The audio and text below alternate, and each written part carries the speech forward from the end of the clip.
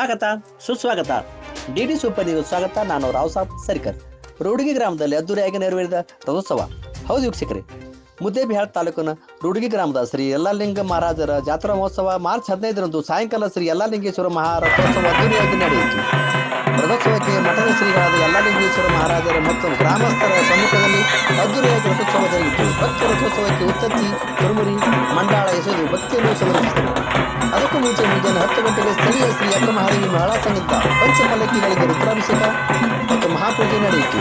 ನಂತರ ತಾಳಿಕೋಟೆಯ ಶ್ರೀ ಸಿದ್ಧಲಿಂಗ ದೇವರ ಸಮ್ಮುಖದಲ್ಲಿ ಶ್ರೀ ಯಲ್ಲಾಲಿಂಗ ಮಹಾರಾಜರ ಮತ್ತು ಹಳ್ಳೂರು ಗ್ರಾಮದ ತಿಪ್ಪಣ್ಣ ಪೂಜಾರಿ ಅವರ ಅಗ್ನಿ ಪ್ರವೇಶ ಮಾಡಿದರು.